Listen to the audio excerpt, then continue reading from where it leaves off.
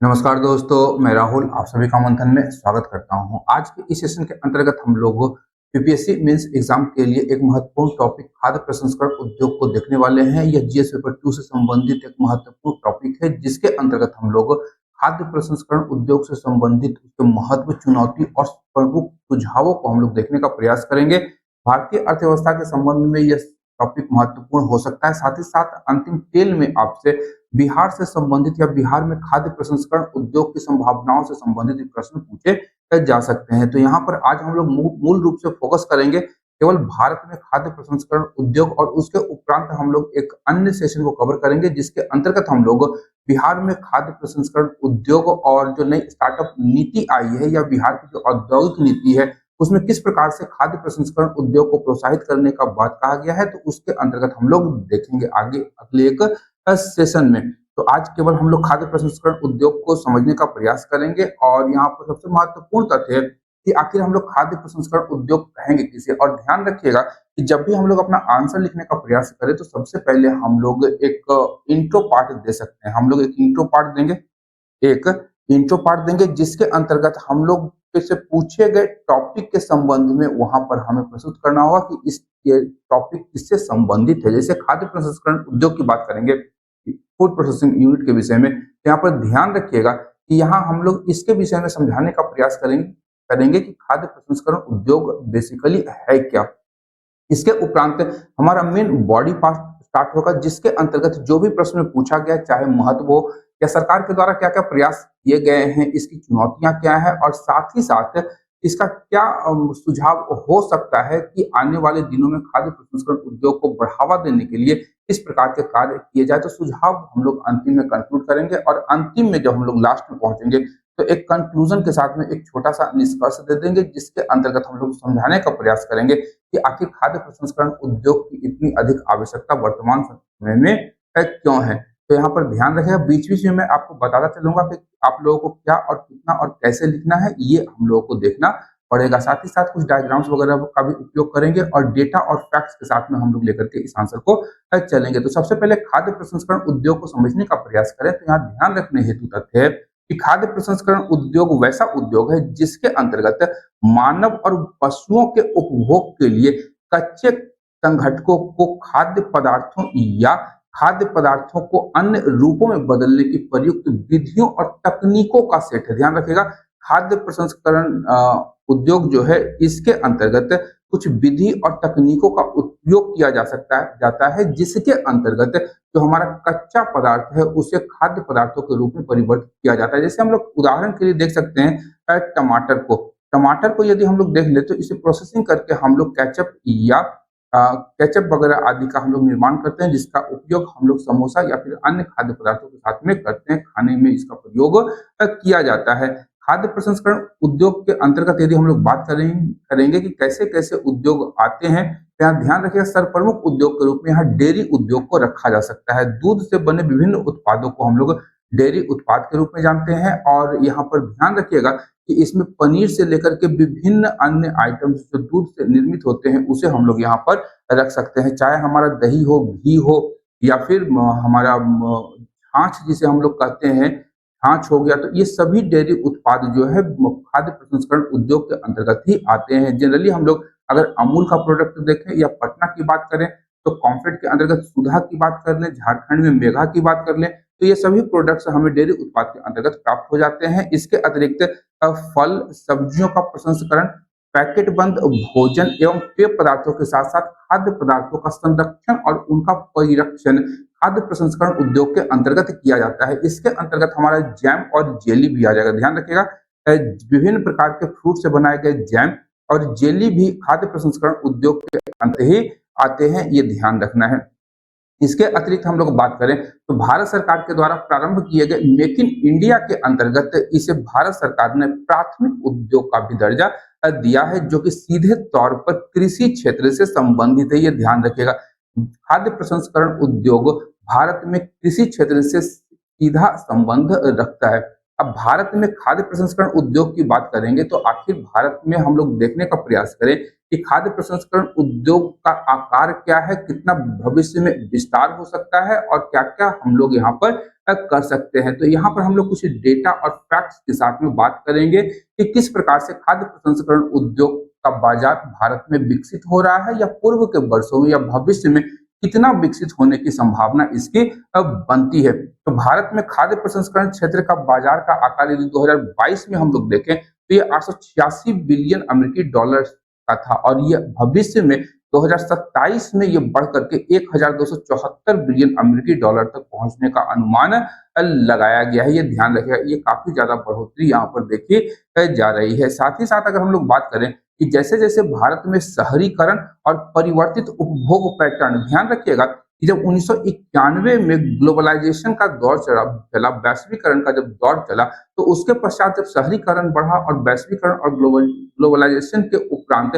भारतीय समाज पर जो प्रभाव पड़ा, उसके परिणाम स्वरूप हम लोगों ने हमारे उपभोग पैटर्न में भी बदलाव भी हम लोग देखे हैं। तो शहरीकरण और परिवर्तित उपभोग पैटर्न के कारण खाद्य पदार्थों की बढ़ती खपत जो है 2025-26 तक 1.2 ट्रिलियन अमेरिकी डॉलर तक पहुंचने की संभावना है, और यह जो मार्केट है यह खाद्य प्रसंस्करण उद्योग के द्वारा पूरा किया जा सकता है। इन आवश्यकताओं को या इन जरूरतों को खाद्य प्रसंस्करण उद्योग के द्वारा ही पूरा किया जा सकता है, ये ध्यान रखेगा। इसके अतिरिक्त भारतीय खाद्य और पेय पैकेज उद्योग का आकार वर्तमान समय की अगर बात करें 2022 में, तो यह 2023 की बात करें तो 33.7 बिलियन अमेरिकी डॉलर का यह आपका टोटल उद्योग का आकार है। वहीं 2028 में इसके 46.3 बिलियन अमेरिकी डॉलर बढ़ करके होने की संभावना है। तो यहाँ भी वृद्धि हमें दर्शाई गई है। वहीं हम लोग बात करें भारत में इस क्षेत्र के विकास और अवस्थिति का कारण क्या है, आखिर क्यों भारत में खाद्य प्रसंस्करण उद्योग का इतना अधिक विकास हो रहा है या विकास की संभावनाएं देखी जा रही है। तो इसका सबसे प्रमुख कारण है कि खाद्य प्रसंस्करण उद्योग के अंतर्गत सर प्रमुख उद्योग जो आता है वह डेयरी उद्योग है, और भारत विश्व में सबसे बड़ा दुग्ध उत्पादक देश के रूप में जाना जाता है। तो दूध और साथ ही साथ भारत मसालों का सबसे बड़ा उत्पादक देश है। यदि हम लोग इसका प्रोसेसिंग करके विभिन्न देशों को निर्यात करते हैं या विभिन्न चीजों में इसका उपयोग करते हैं, तो भारत में कृषि क्षेत्र सीधे सीधे विश्व बाजार से जुड़ सकता है और किसानों की आय में वृद्धि हो सकती है। इसके अतिरिक्त हम लोग देखते हैं कि भारत फलों और सब्जियों, मुर्गी पालन, मांस एवं मछली का एक प्रमुख उत्पादक देश है संपूर्ण विश्व में, और विभिन्न प्राकृतिक संसाधनों तक पहुंच के कारण भारत में इस उद्योग की काफी ज्यादा विकास की प्रबल संभावनाएं देखी जाती है। साथ ही साथ अगर हम लोग बात करें तो भारत में अवस्थित विविध जलवायु प्रदेश, ध्यान रखिएगा कि भारत में टुंड्रा प्रदेश से लेकर के उष्ण कटिबंधीय वर्षा वन तक की जलवायु पाई जाती है। यानी जितने भी जलवायु प्रदेश संपूर्ण विश्व में पाए जाते हैं वह सभी के सभी भारत में पाए जाते हैं। तो भारत में विविध कृषि जलवायु परिस्थितियों का विकास हुआ है, इसके परिणाम स्वरूप जिसके कारण भारत में विभिन्न प्रकार के कच्चे मालों की उपलब्धता का व्यापक आधार है। ये काफी अच्छी मात्रा में उपलब्ध है, जिसके कारण इस उद्योग का भारत में विकास हो सकता है। अब भारत में अवस्थिति का कारण यदि हम लोग देखें कि खाद्य प्रसंस्करण उद्योग की आखिर अवस्थिति का मूल कारण क्या है, तो सबसे महत्वपूर्ण है कच्चे माल की उपलब्धता। तो यहाँ पर हम लोग देखें अगर कि फूड प्रोसेसिंग यूनिट यदि कोई व्यक्ति लगा रहा है तो वह व्यक्ति या तो उस स्रोत के निकट लगाएगा जहां पर कच्चे माल की उपलब्धता है, या फिर उस बाजार के निकट लगाएगा जहां पर अपने बने बनाए पैकेट को, प्रोसेस्ड फूड को वह उस बाजार में बेच सके। हम लोग वेबर के उद्योग अवस्थिति सिद्धांत को भी यहाँ पर रेफर कर सकते हैं। तो यहाँ पर ध्यान रखिएगा कि कच्चे माल की उपलब्धता के अत्यधिक निकटता के कारण, स्रोतों से निकटता के कारण इसके विकास की संभावनाएं काफी ज्यादा है। और खाद्य प्रसंस्करण इकाइयों की स्थापना उत्पादन क्षेत्र, कृषि उत्पादन क्षेत्र के निकट लगाया जा सकता है। प्रसंस्कृत उत्पाद के परिमाण अथवा मात्रा, अब ये सबसे महत्वपूर्ण फैक्ट यहाँ ध्यान रखना होगा हमें कि जो प्रसंस्कृत उत्पाद है उसका परिमाण और मात्रा के आधार पर उद्योगों की स्थापना की जाती है। अब यहाँ यदि हम लोग बात करें कि कच्चे माल और प्रसंस्कृत उत्पाद के परिमाण और मात्रा में कोई विशेष अंतर नहीं होता है, तो इस उद्योग की स्थापना के लिए जो भौगोलिक अवस्थिति होती है उसके चयन में फूड प्रोसेसिंग यूनिट लगाने वाले निवेशक है उन्हें स्वतंत्रता प्राप्त हो जाती है। जैसे उदाहरण के रूप में हम लोग समझे कि अगर 1 केजी टमाटर से 800 ग्राम आपका केचप तैयार होता है, तो यहाँ पर ध्यान रखिएगा कि यहाँ पर परिमाण और मात्रा में जो अंतर है वह काफी कम है। लेकिन यदि इस परिमाण में 1 केजी टमाटर से केवल 500 ग्राम केचप का निर्माण होता है, तब यहाँ पर निवेशकों को सोचने की बात होगी कि वह अपना उद्योग बाजार के निकट लगाए। ये परिमाण और मात्रा में ज्यादा अंतर रहने पर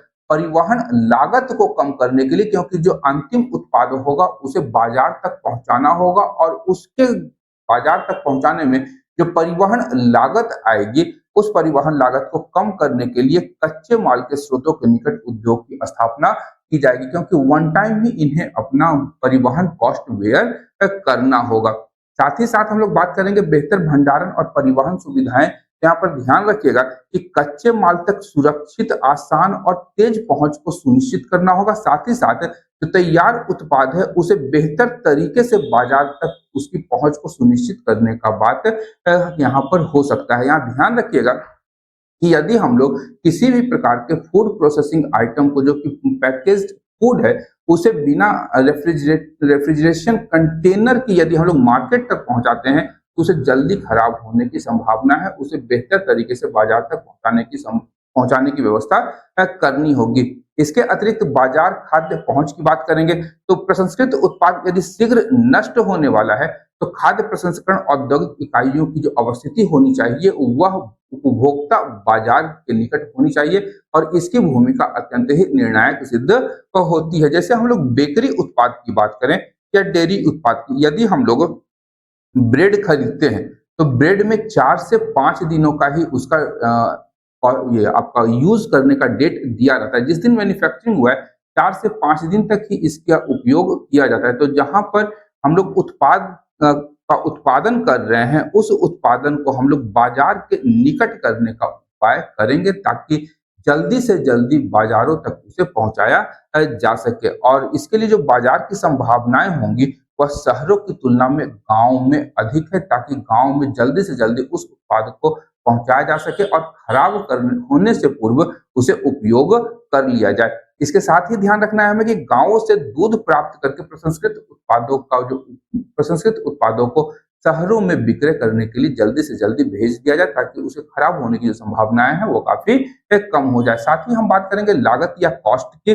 तो खाद्य प्रसंस्करण उद्योग की भौगोलिक अवस्थिति में लागत जो होती है वो सबसे महत्वपूर्ण भूमिका निभाती है, क्योंकि कच्चे माल की प्राप्ति एवं सस्ता श्रम ये दोनों जो है आपको गांव में मिलता है, न कि शहरों में। यदि शहर में कोई लोग निवास कर रहा है तो वहां के श्रमिक जो होंगे अधिक महंगे होंगे। साथ ही साथ जो कच्चा माल की प्राप्ति है वह गांव में होने के कारण कि किसी भी फूड प्रोसेसिंग इकाई को अपना कच्चा माल गांव से लाना होगा, जिसके परिणाम स्वरूप उन्हें कॉस्ट अधिक लगेगा। साथ ही साथ जो श्रम है वहां भी उन्हें ज्यादा पैसा पे करना पड़ेगा। यदि इसी को उल्टा कर दें कि जो फूड प्रोसेसिंग यूनिट है उसकी स्थापना गांव के निकट लगा दे तो कच्चे माल पर लगने वाला जो परिवहन लागत है या जो ट्रांसपोर्टिंग कॉस्ट है वह कम हो जाएगा और गांवों में शहरों की तुलना में कम मजदूरी में हमें मजदूर प्राप्त हो जाएंगे, जिससे कि जो उत्पादन कॉस्ट होगा ओवरऑल उसमें कमी आ जाएगी। तो शहरों की अपेक्षा गांव में इस उद्योग की संभावना अधिक बन जाती है। शहरों में उपलब्धता यदि हम लोग देखें तो यहाँ पर यहाँ ध्यान रखिएगा कि प्रत्येक गांव में जो आधारभूत संरचनाएं होती हैं वह उपलब्ध नहीं होती है बनिस्बत शहरों के, लेकिन शहरों में वो आधारभूत संरचनाएं उपलब्ध होती है। विकसित परिवहन व्यवस्था होती है शहरों की। साथ ही साथ शहरों में अपेक्षाकृत गांवों के अपेक्षाकृत अधिक कुशल श्रमिक हमें उपलब्ध हो जाते हैं। साथ ही साथ यहाँ पर ध्यान रखना है हमें कि निकट बाजार और बेहतर वित्तीय सुविधाएं जो है वो शहरों में उपलब्ध हो पाती है, जिसके परिणाम स्वरूप हम लोग देखते हैं कि अधिकांश फूड प्रोसेसिंग यूनिट्स जो है वह शहरों के नजदीक ही लगाई जाती है।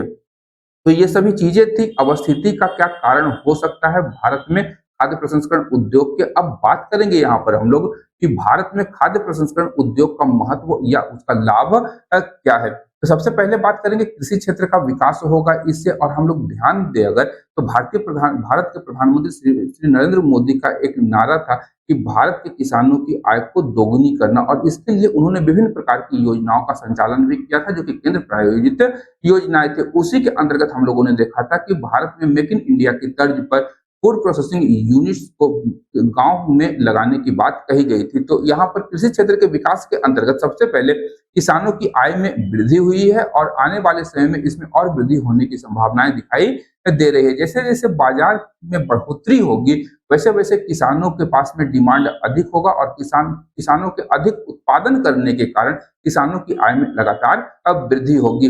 केंद्र सरकार का लक्ष्य हम लोग पहले ही बात कर चुके हैं कि 2022 तक किसानों की आय को दोगुना करना था और संभवतः ये 2025 तक अब इस लक्ष्य को आगे बढ़ा दिया गया है। कृषि उत्पादों का मूल्य वर्धन होगा। अब यहाँ पर यदि हम लोग बात करें, यदि टमाटर खरीदने जाते हैं टमाटर के सीजन में तो वो 10 रुपया केजी तक वो आ जाता है, लेकिन यदि हम लोग जाते हैं एक केचप खरीदने के लिए तो एक केचप का कीमत आपका 120 रुपया के आसपास होता है एक केजी का, ये ध्यान रखिएगा। तो इतना अंतर हो जाता है हमारा जो प्रोसेस्ड फूड और कच्चे खाद्य पदार्थों में, इसका कच्चे खाद्य पदार्थों के मूल्यों में ये ध्यान रखना है। इसके अतिरिक्त बात करेंगे तो खाद्य प्रोसेसिंग यूनिट जो है वह कृषि और औद्योगिक क्षेत्र के मध्य एक सेतु का कार्य करता है। अब चूंकि हम लोग जानते हैं कि जितने भी शहरी क्षेत्र हैं या औद्योगिक संकुल हैं वो गांवों से दूर स्थापित किए गए हैं, तो उनके वहां पर कार्य करने वाले श्रमिकों का पेट भरने के लिए जो फूड प्रोसेसिंग यूनिट है वह एक महत्वपूर्ण भूमिका निभा सकती है। साथ ही साथ फूड प्रोसेसिंग यूनिट यदि गांव में लगाया जाता है तो गांव में रोजगार सृजन होता है और ग्रामीण क्षेत्रों में जब नवीन अवसरों का सृजन होगा तो गांव से होने वाला जो पलायन है वह रुक सकता है। और भारत में पलायन सबसे बड़ी एक महत्वपूर्ण समस्या है, ये ध्यान रखिएगा। गांव से शहरों की ओर पलायन लगातार होता है जिसके परिणाम स्वरूप हम लोग शहरों में विभिन्न प्रकार के नकारात्मक चीजों को देखते हैं। जैसे आप अगर बात कर लें तो क्राइम रेट भी बढ़ जाता है और शहरों में जो आवश्यक आधारभूत संरचनाएं हैं वह उन प्रवासी श्रमिकों का भार वहन नहीं कर पाते हैं, जिसके कारण शहरों में भीड़ भाड़ अधिक होती है, परिवहन व्यवस्थाओं पर अधिक बोझ पड़ जाता है या सड़कों पर अधिक भीड़ भाड़ हमें दिखाई देती है, जाम की परिस्थिति उत्पन्न हो जाती है। तो बहुत सारी नकारात्मक चीजें भी प्रवासन के कारण उत्पन्न होती है। तो इन चीजों को कम करने के लिए यदि फूड प्रोसेसिंग यूनिट को शहरों के बजाय गांव में लगाया जाता है तो वहां पर रोजगार के नवीन अवसर प्राप्त होंगे और गांव से होने वाला जो पलायन है वह रुक जाएगा, वहीं पर रुक जाएगा, जिससे कि गांव में भी वहां के युवाओं को या वहां के लोगों को आय का एक सुरक्षित और तेज तरीका प्राप्त हो जाएगा। इसके साथ ही खाद्य सुरक्षा सुनिश्चित करने में फूड प्रोसेसिंग यूनिट अत्यंत महत्वपूर्ण भूमिका निभा सकता है। यहाँ पर ध्यान रखिएगा कि खाद्य पदार्थों के उत्पादन में वृद्धि हो जाएगी अगर हम लोग फूड प्रोसेसिंग यूनिट की स्थापना करते हैं। सबसे महत्वपूर्ण है कि खाद्यान्न जितना हम लोग उत्पादन करते हैं उसका एक बहुत बड़ा भाग भारत में खाद्यों का या खाद्य पदार्थों का वह बर्बाद हो जाता है। तो खाद्यान्नों की बर्बादी पर इस प्रकार के यूनिट्स की स्थापना से रोक लग सकती है। खाद्य मुद्रास्फीति पर नियंत्रण हो जाएगा क्योंकि हमारा उत्पादन अधिक होगा और खाद्यान्नों की बर्बादी के रुकने के कारण जो हमारा जो टोटल खाद्यान्न होगा मार्केट में सप्लाई करने के लिए उसमें बढ़ोतरी हो जाएगी, जिसके परिणाम स्वरूप जो खाद्य मुद्रास्फीति है, महंगाई दर जो है उस पर काफी ज्यादा कंट्रोल रखा जा सकता है। साथ ही साथ छोटी और बेहतर आपूर्ति श्रृंखला किसानों के कच्चे कृषि उत्पादों से लेकर के उपभोक्ताओं तक अंतिम उत्पाद पहुंचाने वाली श्रृंखला और मध्यस्थों की संख्या को कम कर सकती है। ध्यान रखिएगा, यदि किसान की बात करें तो किसान सीधा फूड प्रोसेसिंग यूनिट्स के साथ में संपर्क कर सकते हैं और अपने उत्पाद यहाँ पर इस यूनिट को बेच देंगे। तो यहाँ पर इनके बीच में कोई मध्यस्थ नहीं होगा, तो जो भी लाभ होगा वो सीधा का सीधा किसानों को ही प्राप्त होने वाला है। और फूड प्रोसेसिंग यूनिट जो है उन उत्पादों को सीधा बाजार तक पहुंचाएगा और उपभोक्ताओं को यहाँ पर बाजार में जब पहुंचेगा तो काफी मध्यस्थों के अभाव में काफी कम कीमत पर ये उत्पाद पहुंच सकते हैं। साथ ही साथ जो कृषि उत्पादों की बर्बादी है उस पर भी रोक लग जाएगी। साथ ही हम लोग देख सकते हैं कि इसका लाभ या महत्व और क्या हो सकता है, तो भारत में फसल विविधीकरण को बढ़ावा मिल सकता है। यहाँ पर ध्यान रखने योग्य तथ्य है कि जब 1967 में भारत में हरित क्रांति की शुरुआत की गई तो उसके उपरांत भारत सरकार के द्वारा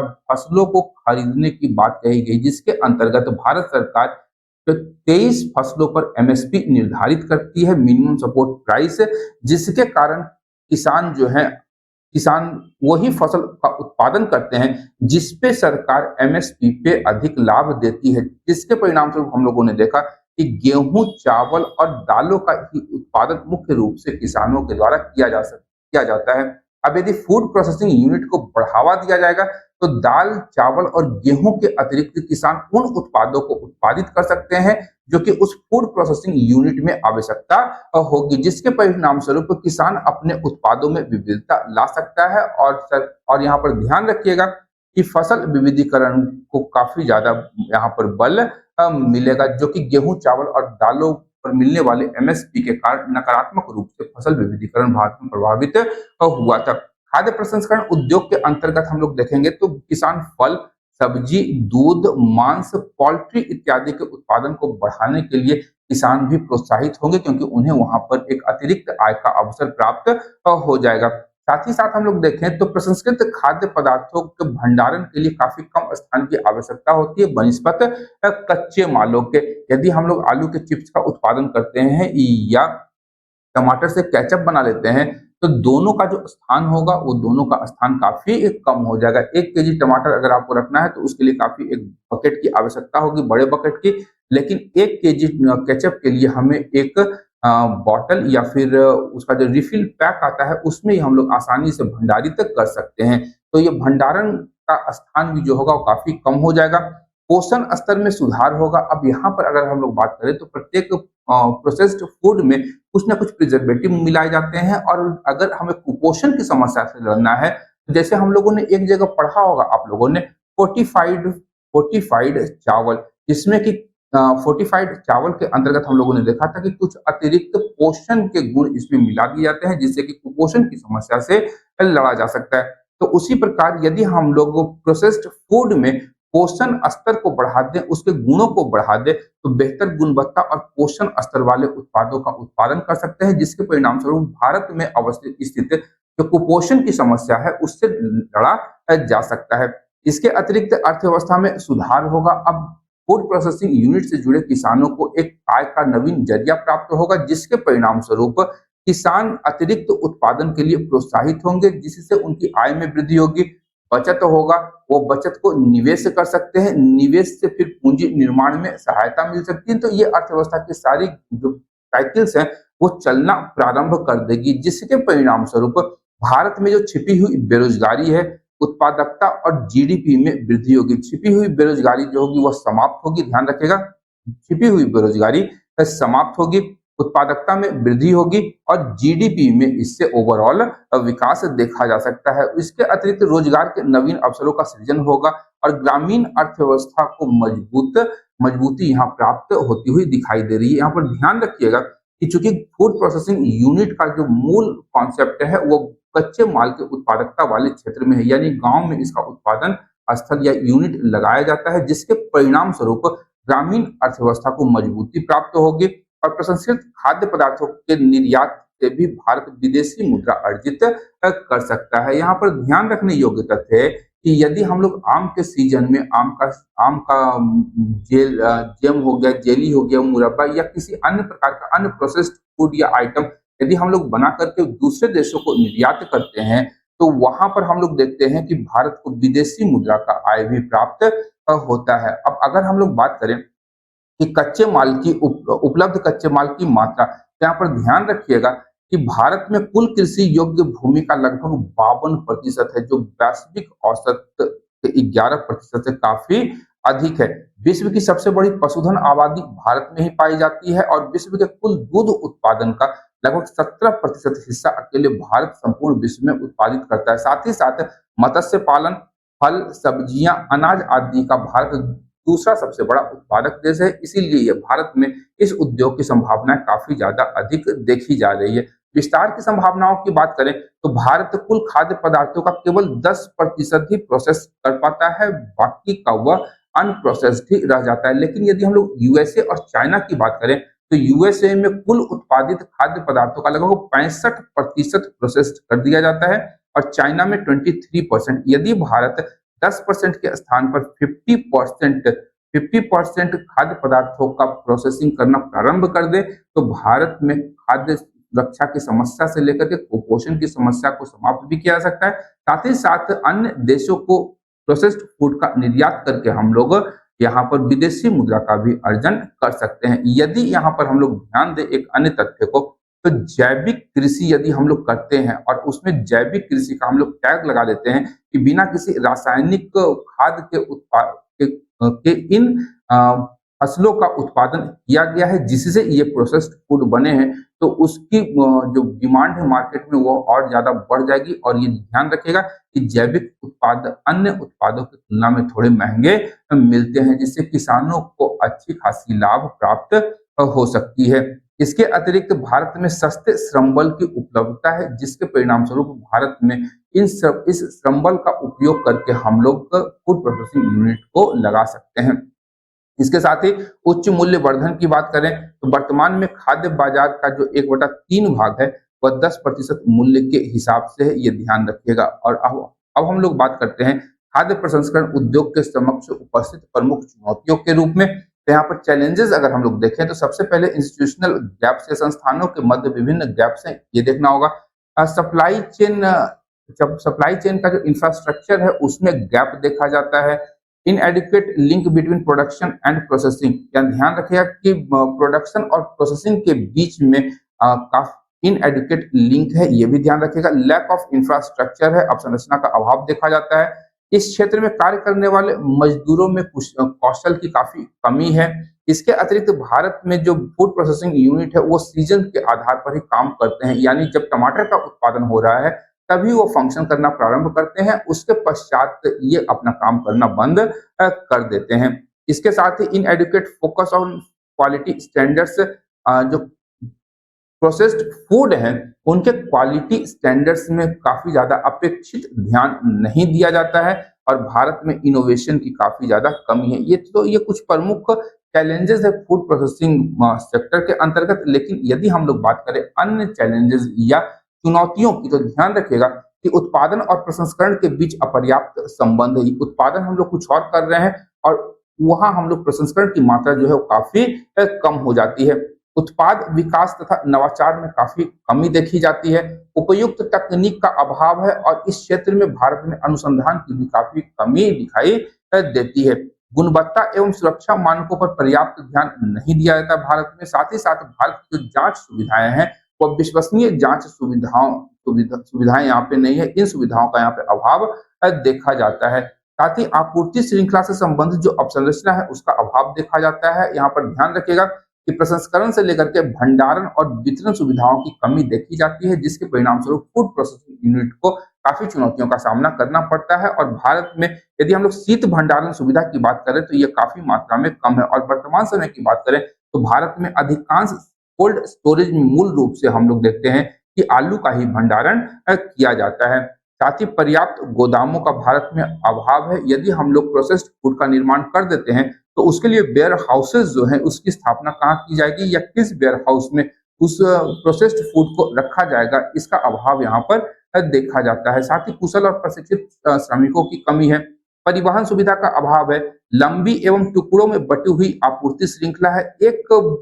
एक चेन से आपूर्ति श्रृंखला भारत में नहीं मिलती है, ये लंबी नहीं है, यहाँ ध्यान रखिए, ये छोटे छोटे टुकड़ों में बटी हुई है, जिसके कारण जो ओवरऑल कॉस्ट होता है यानी उपभोक्ता तक अंतिम उत्पाद जब पहुंचता है तो काफी ज्यादा महंगा हो जाता है। तो लंबा और एक सही सलामत आपूर्ति श्रृंखला होनी चाहिए ताकि जो उत्पाद है, अंतिम उत्पाद है, वह उपभोक्ताओं तक पहुंचने में वो काफी ज्यादा कॉस्ट उसकी न बढ़े। साथ ही साथ व्यापक राष्ट्रीय नीति का अभाव देखा जाता है और केंद्र एवं राज्य की नीतियों में निरंतरता और सामंजस्य का अभाव है। फूड प्रोसेसिंग यूनिट्स के लिए कोई एक प्रावधान भारत में नहीं है, केंद्र के द्वारा अलग प्रावधान किए जाते हैं और राज्यों के द्वारा अपने अपने हितों के अनुसार विभिन्न नीतियों का निर्माण किया जाता है। साथ ही साथ इनमें निरंतरता और सामंजस्यता के अभाव के कारण फूड प्रोसेसिंग यूनिट्स को नुकसान पहुंचता है। बाजार की उचित जानकारी का अभाव है। जो भी निवेशक हैं या जो भी व्यापारी हैं या किसान हैं उन्हें बाजार की उचित जानकारी का अभाव है। खुदरा बाजार भारत में असंगठित है, ये ध्यान रखिएगा, जिसके परिणाम स्वरूप सीधा प्रभाव फूड प्रोसेसिंग यूनिट पे लगता है। कृषि क्षेत्र में आधुनिक तकनीकों का अभाव एवं कृषि उत्पादकता का भारत में निम्न स्तर होना फूड प्रोसेसिंग यूनिट्स के लिए कच्चे माल की उपलब्धता में काफी कमी करता है। साथ ही साथ बहुराष्ट्रीय कंपनियां जो कि उनकी तकनीक काफी ज्यादा बेहतर है, निवेश काफी मात्रा में करते हैं, तो बहुराष्ट्रीय कंपनियों से भारत की छोटी कंपनियों को प्रतिस्पर्धा करना पड़ता है, जिससे उन्हें समस्याएं उत्पन्न होती है। और भारत की जो प्रसंस्करण या प्रोसेसिंग तकनीक है वो काफी ज्यादा पुरानी है, जिसके कारण खाद्य पदार्थों की बर्बादी काफी अधिक मात्रा में होती है और उनकी जो लागत है, प्रोसेसिंग करने की जो लागत है कच्चे पदार्थों की, वो काफी ज्यादा अधिक है, जिसके परिणाम स्वरूप अपेक्षित लाभ निवेशकों को प्राप्त नहीं हो पाता है। साथ ही साथ भारत में कृषि के क्षेत्र में बैकवर्ड और फॉरवर्ड लिंकेज का अभाव देखा जाता है। इसके साथ ही यहाँ पर ध्यान रखिएगा कि विभिन्न देशों के द्वारा लागू किए गए व्यापार संबंधी कड़े तकनीकी अवरोध के कारण भारतीय खाद्य प्रसंस्करण उद्योग की निर्यात क्षमता पर भी काफी ज्यादा प्रभाव पड़ा है। तो इन समस्याओं से निपट करके भारत खाद्य प्रसंस्करण उद्योग की स्थापना भारत में की जा सकती है और इससे न केवल किसानों की आय में वृद्धि होगी अपितु भारत के लिए विदेशी मुद्रा का भी अर्जन किया जा सकता है। तो अब यहाँ पर हम लोग आगे बढ़ेंगे। चुनौती तो हम लोग देख लिए, अब इन चुनौतियों से निपटने के लिए हम लोग क्या सुझाव दे सकते हैं उसके विषय में हम लोग यहाँ पर चर्चा कर लेते हैं। तो खाद्य प्रसंस्करण उद्योग को उन्नत उद्योगों की श्रेणी में रखना होगा। सबसे पहला हमें ये सुझाव दे सकते हैं, तो यहाँ पर विकास को, इसे खाद्य प्रसंस्करण उद्योग के विकास को बढ़ावा प्राप्त होगा और उन्नत उद्योग के रूप में मान्यता देने से इससे अधिक मूल्य वाले उत्पादों के उत्पादन द्वारा किसान लाभान्वित हो सकते हैं। उदाहरण के लिए रूप में अगर हम लोग देखें तो डेयरी उद्योग में सहकारी विपणन तंत्र के द्वारा श्वेत क्रांति में काफी ज्यादा योगदान दिया गया था, जिसके परिणाम स्वरूप भारत दूध के उत्पादन में आत्मनिर्भर हो पाया। साथ ही दूसरा हो सकता है कि मॉडल कृषि उत्पाद प्रसंस्करण केंद्रों की स्थापना की जाए। अब कुछ ऐसे मॉडल कृषि उत्पाद प्रसंस्करण केंद्र की स्थापना ग्रामीण क्षेत्रों में की जाए या फिर प्रत्येक पंचायत स्तर पर की जा सकती है, जिससे जहां पर कृषि उत्पादों की सफाई, उनका ग्रेडिंग, उन्हें सुखाना, उनका पैकेजिंग, उनका भंडारण, परिवहन संबंधी कार्य को उन्नत मशीनों या तकनीकों के माध्यम से किया जा सके, जिसके परिणाम स्वरूप किसानों को इन प्रसंस्करण केंद्रों से उनके उत्पादों का उचित मूल्य प्राप्त हो सके और प्रसंस्करण इकाइयों को बेहतर कच्चे मालों की प्राप्ति हो सके। साथ ही गुणवत्ता एवं सुरक्षा मानदंड की बात करेंगे तो जो भारत जो भी प्रोसेस्ड फूड का निर्यात करेगा तो उसके लिए एक यूरोपीय यूनियन के समान जो हमारा उनका स्टैंडर्ड है, उसके स्टैंडर्ड के अनुसार जो क्वालिटी और सिक्योरिटी स्टैंडर्ड है यूरोपीय यूनियन का, उसके अनुसार हम लोगों को अपना क्वालिटी और सिक्योरिटी स्टैंडर्ड बनाना होगा। इसके लिए एफएसएसएआई को काफी ज्यादा काम करने की आवश्यकता होगी। तो हमारा जो प्रोडक्ट होगा वो हम बाहर के देशों को भी निर्यात कर सकते हैं। इसके साथ ही भारत में संस्थागत वित्त को बढ़ावा देना होगा।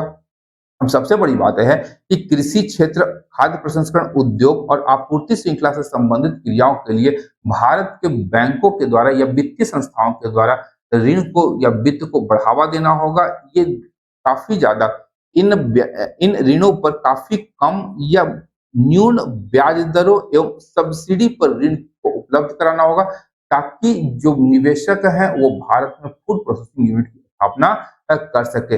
इसके अतिरिक्त क्षमता निर्माण में वृद्धि होगा। अब सबसे बड़ी बात है कि खाद्य प्रसंस्करण उद्योग में उन्नत तकनीकों का प्रयोग करके नवाचार, शोध और अनुसंधान को बढ़ावा देना होगा, जिससे कि इस क्षेत्र में क्षमता निर्माण का काफी ज्यादा कार्य हो सकता है और कच्चे माल का अधिक मात्रा में प्रसंस्करण करने हेतु अवसंरचनात्मक सुधार की आवश्यकता भारत में दिखाई देती है। इसके अंतर्गत हम लोगों को रेल, रोड, परिवहन व्यवस्थाएं हैं या कोल्ड स्टोरेज जो है उसकी स्थापना करने की बात कही जा सकती है। इसके साथ ही हमें बाजार को विनियमित करना होगा। भारतीय बाजार की सबसे बड़ी समस्या क्या है कि भारतीय बाजार एक असंगठित बाजार है और इस असंगठित बाजार को हमें संगठित बाजार के रूप में परिवर्तित करना होगा, क्योंकि यहाँ पर बिचौलियों और मध्यस्थों की भूमिका महत्वपूर्ण होती है। साथ ही बेहतर आपूर्ति श्रृंखला के माध्यम से संगठित बाजार का निर्माण भारत में करना होगा, जिससे कि इस उद्योग को लाभ हो सकता है। भारत सरकार प्रोसेस्ड फूड के निर्यात को भी बढ़ावा दे सकती है और उच्च गुणवत्ता और पोषण वाले उत्पादों के उत्पादन को बढ़ावा देगा। साथ ही ध्यान रखने योग्य तथ्य है कि भारत ने जिस प्रकार से कोरोना काल में कोरोना वैक्सीन का निर्यात विभिन्न देशों को वैक्सीन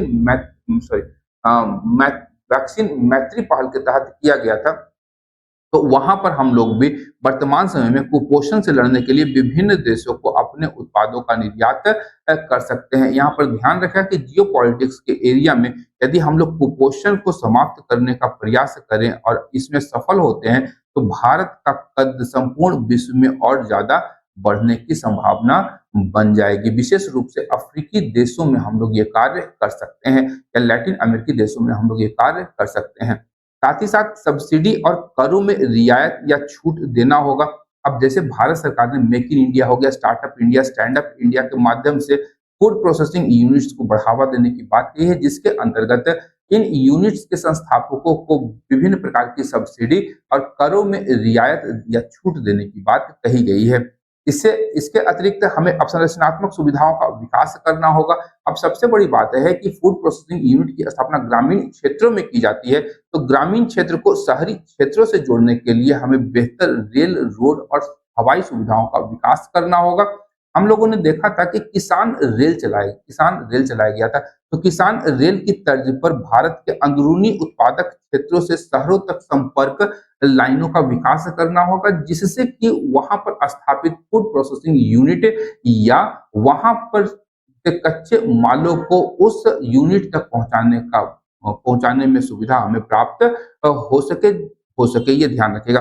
साथ ही साथ परिवहन सुविधाओं में हमें वृद्धि भी करनी होगी। एक किसान रेल के स्थान पर हमें 10 किसान रेलों का संचालन करना होगा। भारत में उद्यमशीलता को बढ़ावा देना होगा। ये ध्यान रखिएगा कि भारत सरकार की जो नीतियां होनी चाहिए वह अपने नागरिकों में उद्यमशीलता की भावना का विकास करे। वर्तमान समय की बात करें तो जितने भी पढ़े लिखे लोग होते हैं वो नौकरी ढूंढने में लग जाते हैं, तो हमें नौकरी ढूंढने के बजाय नौकरी देने वाला ऐसा दृष्टिकोण अपनाने की आवश्यकता होनी चाहिए, तभी हम लोग उद्यमशीलता को बढ़ावा दे सकते हैं। और ग्रामीण बेरोजगार युवाओं को फूड प्रोसेसिंग यूनिट की स्थापना में जो निहित संभावनाएं हैं उससे हमें उन्हें अवगत कराना होगा और उन्हें प्रेरित करके उनमें उद्यमशीलता की भावना का विकास करना होगा, ताकि गांव के नजदीक ही गांव के युवाओं के द्वारा फूड प्रोसेसिंग यूनिट्स की स्थापना की जाए। इसके लिए सरकार उन्हें विभिन्न प्रकार की सब्सिडी दे सकती है, करों में छूट दे सकती है और संस्थागत वित्त तक उनकी पहुंच को सुनिश्चित करवा सकती है। तो ये सरकार के पाले में है कि सरकार किस प्रकार से उनका सहायता करे। साथ ही साथ ग्रामीण क्षेत्रों में कौशल विकास को प्रोत्साहित करना होगा और उन्हें बढ़ावा देना होगा। राष्ट्रीय स्तर पर उचित और एकरूप नीति का क्रियान्वयन करने की आवश्यकता होगी, ताकि राज्य और विभिन्न केंद्र सरकार के अंतर्गत जो भी नीतियों का निर्माण होता है उनमें कॉन्फ्लिक्ट की संभावनाएं काफी ज्यादा कम हो। इसीलिए संपूर्ण भारत में केवल एक खाद्य प्रसंस्करण नीति की आवश्यकता पर बल देने की आवश्यकता होगी। साथ ही साथ हम लोग मेगा फूड पार्क मॉडल को बढ़ावा दे सकते हैं और क्षेत्र विशेष में उत्पादित किए जाने वाले किसी भी प्रकार के विशेष या विशिष्ट कृषि उत्पाद के अनुरूप ही वहां पर उस प्रकार के या उस कच्चे माल के अनुरूप उद्योगों का विकास किया जा सकता है। तो ये हमारा कुछ सुझाव है, 11 सुझाव यहाँ पर मैंने दिए हैं। और अंतिम में अगर कंक्लूजन की बात करेंगे तो हम लोग यहाँ पर कंक्लूजन में दे सकते हैं कि वर्तमान समय में भारतीय कृषि अत्यधिक श्रम बल और छिपी हुई बेरोजगारी की समस्या से जूझ रहा है। तो फूड प्रोसेसिंग यूनिट की यदि स्थापना की जाती है ग्रामीण क्षेत्रों में, तो लघु और कुटीर उद्योगों का ग्रामीण क्षेत्रों में विकास होगा। अब यदि कोई बड़ा संयंत्र लग रहा है तो उस संयंत्र से संबंधित छोटे छोटे जो उद्योग हैं उन आसपास के एरिया में लगने प्रारंभ हो जाते हैं, जिससे वहां पर रोजगार का सृजन होता है। इससे हमें बेरोजगारी की समस्या से भी निजात मिल सकता है, यानी जो ग्रामीण क्षेत्रों में कृषि में छिपी हुई बेरोजगारी है यह समाप्त हो सकती है। इसके अतिरिक्त भंडार गृह के अभाव के कारण भारत में 1/4 अनाज और कृषिगत वस्तुओं की बर्बादी हो जाती है, तो इस बर्बादी को भी रोका जा सकता है और इन पर भी किसानों के द्वारा उचित मूल्य प्राप्त किया जा सकता है, जिससे उनकी आय में लगातार बढ़ोतरी हो सकती है। साथ ही साथ पूंजी और तकनीक का अभाव तथा फसल कटने के बाद मूल्य की अनिश्चितता भारत में कृषि और किसानों की सबसे बड़ी समस्याओं में शामिल है। ऐसे स्थिति में खाद्य प्रसंस्करण उद्योग के विकास में बड़े बड़े निवेशक इस क्षेत्र में शामिल होंगे और संविदा पर आधारित खेती या आपका कॉन्ट्रैक्ट फार्मिंग है, चलिए कॉन्ट्रैक्ट फार्मिंग पर आधारित खेती का यहाँ पर भारत में विकास होगा, जिससे उपर्युक्त समस्याओं का समाधान हो पाएगा। इस प्रकार हम लोग देखते हैं कि खाद्य प्रसंस्करण उद्योग से न केवल भारतीय कृषि से संबंधित समस्याओं का समाधान हो पाएगा, बल्कि संयुक्त राष्ट्र सहस्राब्दी विकास लक्ष्य या एसडीजी गोल्स को प्राप्त करने में भी भारत को आसानी होगी, सुविधा होगी। यहाँ पर ध्यान रखिएगा, हमें 17 गोल्स पूरे के पूरे याद होने चाहिए। यहाँ पर हम लोग भुखमरी, कुपोषण, ये सारे हम लोग यहाँ पर गोल्स को लिख भी सकते हैं कि एसडीजी 1 में क्या है, एसडीजी 2 में क्या है। तो आज के इस सेशन के लिए इतना ही, मिलते हैं अगले सेशन में। और आप लोग अपनी तैयारियों को अब पुख्ता कीजिए, रिवीजन सेशन जल्दी लेकर के आ रहा हूँ। आज संभवतः आप लोग को आज से ही यह सेशन प्राप्त होना प्रारंभ हो जाएगा। तो आज के इस सेशन के लिए इतना ही, मिलते हैं अगले सेशन में। तब तक के लिए धन्यवाद। देखते रहिए मंथन, क्योंकि मैं इस प्रकार के वीडियोस लाता रहता हूँ। Thank you.